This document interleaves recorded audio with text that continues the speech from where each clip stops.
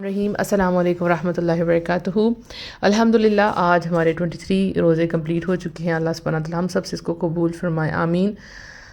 بہت میسیجز آتے ہیں کہ ہم سے دعائیں نہیں مانگی جا رہی، ویسے عبادت نہیں ہو رہی، تو اب دیکھیں چند ہی دن رہ گئے ہیں، تو ہم ان لوگوں میں سے نہ ہوں جو بدقسمت لوگ ہوں جنہوں نے رمضان آیا اور اپنے آپ کو اللہ سے بخشوایا نہیں اور اپنے آپ کو جہنم سے آزاد نہیں کروایا۔ اگر آپ سے عبادت نہیں ہو پا رہی، اگر آپ سے تسبیحات نہیں پڑھی جا رہی، دعائیں نہیں مانگی جا رہی، تو بہت زیادہ استغفار کریں۔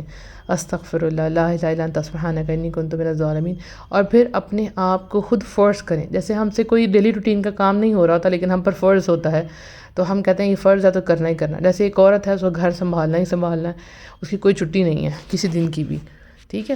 اسی طرح سے جن لوگوں نے جاب کرنا ہے ان کو پتہ ہے کہ کمائی کا ذریعہ، موڈ آف ہے، دل نہیں کر رہا، پھر بھی جانا ہے۔ اسی طرح سے ان ایام میں ہم نے عبادت کرنی ہی کرنی ہے، یہ ہماری اپنی خیر کے لیے ہے، ٹھیک ہے۔ جیسے آپ گھر کا کام نہیں کرتی تو گھر کیا ہو جائے گا، میسی ہو جائے گا۔ اگر آپ جاب نہیں کریں گی تو پھر آپ کھائیں گی کہاں سے، رائٹ؟ اسی طرح سے اگر آپ ان دنوں میں عبادت نہیں کریں گے، اپنے لیے دعائیں نہیں مانگیں گے، تو پھر آپ کو خیر کہاں سے ملے گی؟ پھر دنیا اور آخرت میں تو آپ کے ہاتھ میں کچھ بھی نہیں ہوگا۔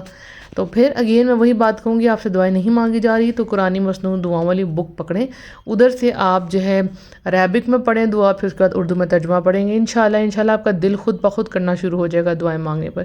اسی طرح سے آپ کا دل نہیں، آپ سے تسبیحات نہیں ہو رہی تو تھوڑی سی واک کرنا شروع کریں اپنے ذہن میں، اپنے چھت پہ، کہیں گھر کے اندر، اور ہاتھ میں کاؤنٹر پکڑ لیں، تسبیح پکڑیں، جو بھی آسانی ہے، یا اپنے انگلیوں کے اوپر آپ کرتی ہیں اذکار تو ویسے کریں، شروع کریں، تو انشاءاللہ اللہ سبحانہ تعالیٰ بہت آسانیاں پیدا کرے گا۔